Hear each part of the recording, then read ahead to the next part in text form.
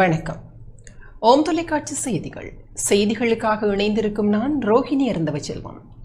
யாழ்ப்பாணம் ஆணைக்கோட்டை ஸ்ரீ சமந்த பிள்ளையார் ஆலய கொடியேற்றம் இன்று நடைபெற்றது. யாழ்ப்பாணம் ஆணைக்கோட்டை ஸ்ரீ வரத விக்ன விநாயகர் சமந்த பிள்ளையார் ஆலய வருடாந்த உற்சவம் இன்று கொடியேற்றத்துடன் ஆரம்பமானது. சர்வதேச இந்து மத குறிப்பீடாதிபதி மகாராஜா ராஜகுரு ஸ்ரீ ஐயப்பதாச சாம சிவ சிவாச்சாரியாரின் குருவருளாசியுடன் கொடியேற்றம் சிறப்பாக நடைபெற்றது. ஆலய பிரதம குரு சிவஸ்ரீ சி தியாகராய குருக்கள் தலைமையில் கிரியைகள் இடம்பெற்றன. இதில் ஆலய நிர்வாக சபையினர் அடியார்கள் கலந்து இறை வழிபாடு செய்தனர். இந்த உற்சவம் தொடர்ந்து 10 தினங்களுக்கு இடம்பெறவுள்ளது.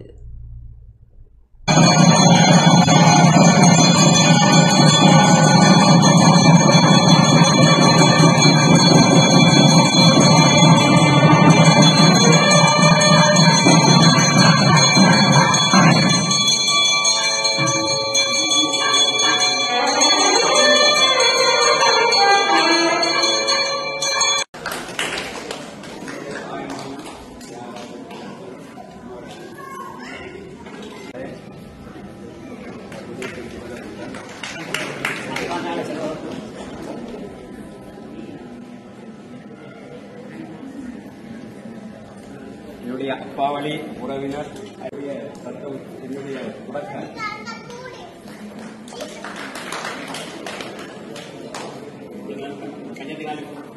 ஆரம்பமாயிருக்கிறது.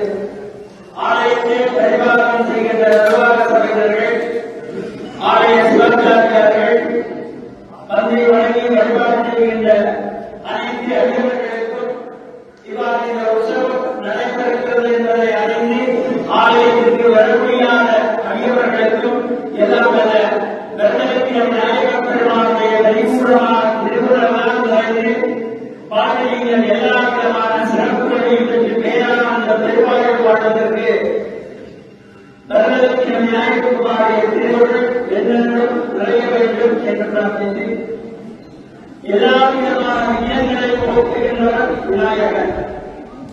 சகநாயகர் விநாயகர் என்று கொள்ளப்படுபவர், எல்லோருக்கும் தலைவனாக இருப்பவர், அவருக்கு மேலே ஒரு தலைவர் கிடையாது. அனைத்திற்கும் ஆதியாக இருப்பவர் இந்த விநாயகப் பெருமான்.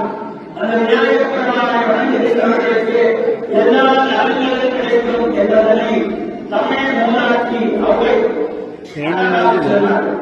விநாயகர் யாரெல்லாம் வணங்குகிறார்களோ அவர்களுக்கு இத்துடன் ஓம் தொலைக்காட்சி செய்திகள் நிறைவு பெறுகின்றன. தொடர்ந்து நமது ஓம் தொலைக்காட்சி நிகழ்ச்சிகளின் வாயிலாக இணைந்து கொள்ளுங்கள். வணக்கம்.